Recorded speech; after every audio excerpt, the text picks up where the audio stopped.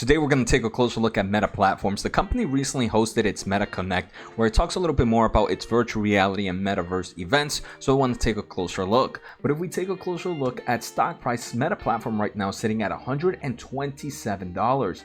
Those are prices seen in roughly 2016, 2017. So I think it's pretty insane. We can see right now stock price is down roughly 0.9%, and year to date the stock is down roughly 62%. So like I mentioned in today's episode, I really want to take a closer look at their Meta Connect event and some of the cool products that we have recently learned about. So let's get started. I do want to thank The Motley Fool for sponsoring this video, and make sure to check out fool.com/Jose to get the top 10 stocks to buy right now. So one of the most talked about products that we learned about was the Meta Quest Pro, and this is the top tier virtual reality headset, which is starting at roughly $1,500. It is super expensive, so some people might be confused to why it's so much money when the Meta Quest 2 is roughly $400. The reason being is this is not your typical headset, and it's not intended for consumers. This is more intended for the business aspect, and it also has a lot better kind of technology behind it that they would add on just because of the higher price point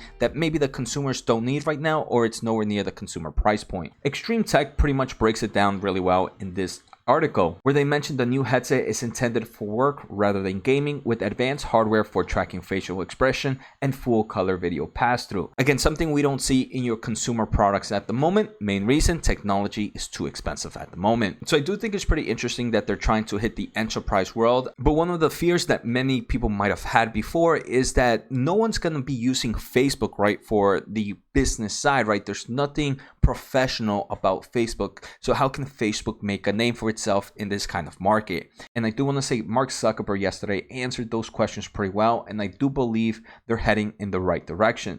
So they did have an exclusive interview with The Verge, and one thing Mark Zuckerberg mentions is that he believes the main reason Meta is going to be successful in the virtual reality and meta kind of verse in the future is because they want to build an open ecosystem. This is very interesting, as many people feared that Meta Platforms kind of metaverse would be more of a closed ecosystem, but what they're saying is they're partnering up with great developers to kind of build a strong metaverse, to say, opposed to like Apple, which has now kind of become this enemy of this closed environment. And Meta yesterday showcased some of those partnerships. For example, they are partnering up with companies like Microsoft to bring Microsoft Windows 365 and Microsoft Teams and kind of integrate it with their Meta Quest headsets. We also saw that the Meta Quest has an upcoming partnership with NBC Universal and will introduce the Peacock app, The Office in virtual reality. I think that's insane because I'm a huge Office fan. And also YouTube VR will soon be available to watch together with friends. They're also partnering up with the Microsoft gaming side, not just the professional side.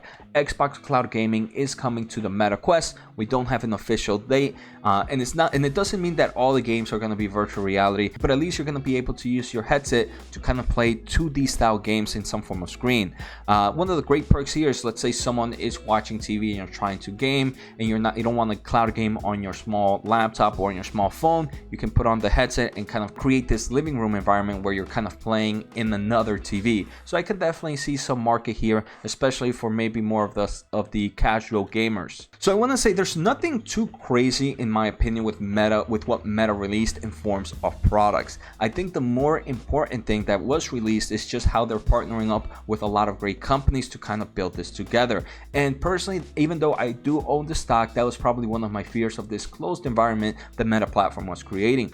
But seeing them partner up with companies like Microsoft, I believe Autodesk was another partner, and then we saw NBC Universal, it kind of eases some of those fears. But I do believe this technology that Meta Platforms is creating is going to be a nice place in the consumer in a few years. So what were your thoughts on the Meta Connect event? Let me know if there are any cool products that you thought were amazing. Also, I just want to end the episode saying that Meta is expecting to release their earnings on Wednesday, October 26th, after the market closes. That's roughly 2 weeks from now.